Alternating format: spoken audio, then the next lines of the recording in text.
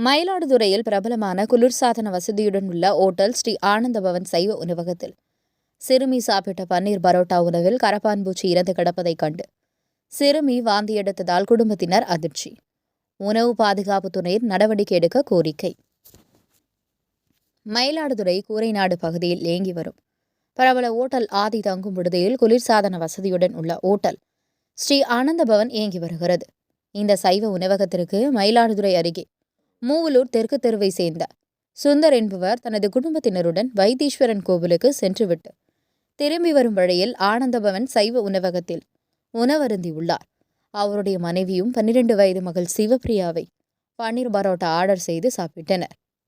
அப்போது சிறுமி சாப்பிட்ட பன்னீர் பரோட்டாவில் முழு கரப்பான் பூச்சி ஒன்று இறந்து கிடந்ததைக் கண்டு அதிர்ச்சியடைந்த சிறுமி வாந்தி எடுத்தார்.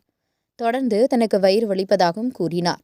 இதுகுறித்து உணவக நிர்வாகத்தினர் உரிய பதில் அளிக்கவில்லை என்றும், ஓட்டலில் அதிகளவில் ஈக்கள் மொய்ப்பதாகவும் பூனை சத்தம் கேட்பதாகவும் குற்றம் சாட்டிய சுந்தர் இச்சம்பவம் குறித்து மாவட்ட உணவு பாதுகாப்பு அதிகாரிக்கு குறுஞ்செய்தி அனுப்பியுள்ளதாகவும் இதுவரை பதில் கிடைக்கவில்லை என்று வேதனையுடன் கூறினார்.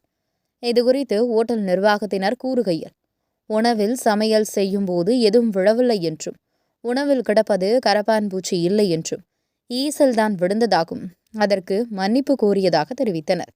இதேபோன்று கடந்த மே மாதம் மணிகுண்டு பகுதியில் பிரபல சைவ ஓட்டல் ஒன்றில் கரப்பான்பூச்சி கிடந்ததாகவும், டிசம்பர் மாதம் சுத்திகரிக்கப்பட்ட வாட்டர் கேனில் உயிருடன் தவளை மிதந்தது குறித்தும் உணவு பாதுகாப்புத் துறையினரிடம் புகார் தெரிவிக்கப்பட்டுள்ளது. மயிலாடுதுறையில் உணவு பாதுகாப்புத்துறை அதிகாரிகள் உணவகங்களில் உரிய முறையில் ஆய்வு செய்து நடவடிக்கை எடுக்க வேண்டும் என்பதே அனைவரின் எதிர்பார்ப்பாக உள்ளது. உங்கள் பகுதியில் உங்கள் விரல் நுனியில் காண எங்கள் தவசி நியூஸ் 24 சேனலை காண தவறாதீர்கள். உங்கள் மயிலாடுதுறை செய்தியாளர் இளஞ்செழியனுடன் உங்கள் தவசி ரமேஷ்.